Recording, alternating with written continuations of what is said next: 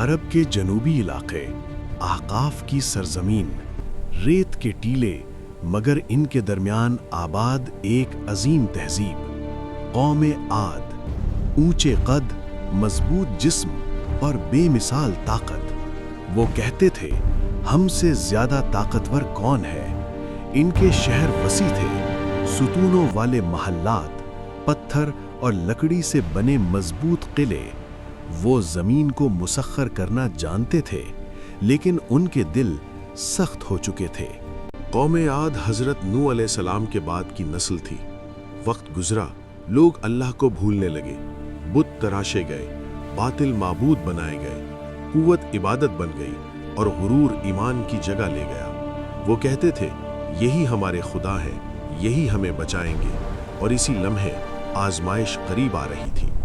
اللہ نے ان کی طرف ایک نبی بھیجا، حضرت ہود علیہ السلام، اپنی قوم ہی میں سے، صاف گو، نرم لہجہ، مگر پیغام سخت۔ اے میری قوم، اللہ کی عبادت کرو، اس کے سوا تمہارا کوئی معبود نہیں۔ یہ الفاظ ریت میں نہیں، دلوں میں اترنے کے لیے تھے، مگر دل بند ہو چکے تھے۔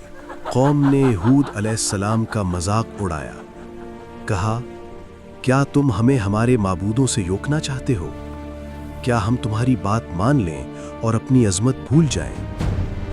انہوں نے طاقت دکھائی، اپنے محلات کی طرف اشارہ کیا، اپنے جسموں پر فخر کیا اور کہا ہمیں کون ہرا سکتا ہے؟ حضرت ہود علیہ السلام نے صبر کیا، بار بار نصیحت کی، کہا یہ طاقت تمہیں اللہ نے دی ہے، غرور مت کرو، توبہ کرو، بارش آئے گی، رزق بڑھے گا۔ یہ وعدہ تھا، رحمت کا دروازہ ابھی بند نہیں ہوا تھا، مگر قوم نے انکار کیا۔ وقت گزرتا گیا، آسمان خاموش ہو گیا، بادل رک گئے، زمین پیاسی ہو گئی، کھیت سوکھنے لگے، مویشی مرنے لگے۔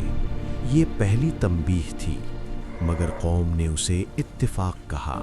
انہوں نے اللہ کی طرف رجوع نہ کیا۔ تیز، سرد اور چیختی ہوئی ہوا، 7 راتیں 8 دن، ہر چیز کو اٹھا کر پھینک دیتی۔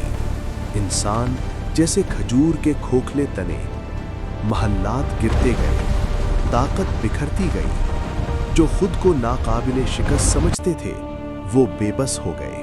ہر چیخ، ہر گرنے والی دیوار ایک پیغام تھی کہ طاقت اللہ کی امانت ہے۔ ہوا کسی کو نہیں پہچانتی تھی، نہ سردار نہ غلام، سب برابر تھے۔ یہ عذاب نہیں، عدل تھا۔ جب ہوا تھمی تو صرف خاموشی باقی تھی۔ ریت کے نیچے ایک تہذیب دفن ہو چکی تھی۔ قوم عاد جو خود کو تاریخ سمجھتی تھی، خود تاریخ بن گئی۔ حضرت ہود علیہ السلام اور مومنین محفوظ رہے، حق باقی رہا، باطل مٹ گئے۔ قوم عاد کی کہانی آج بھی زندہ ہے۔ یہ ہمیں یاد دلاتی ہے کہ ترقی، طاقت اور علم اگر شکر اور عاجزی سے خالی ہو تو وبال بن جاتے ہیں۔ آج کا انسان بھی اونچی عمارتیں بناتا ہے، ٹیکنالوجی پر فخر کرتا ہے، مگر اگر وہ اللہ کو بھول جائے تو انجام مختلف نہیں ہوتا۔ سبق واضح ہے، طاقت اللہ کی امانت ہے اور امانت میں خیانت تباہی لاتی ہے۔ سوچنے کا وقت اب بھی ہے۔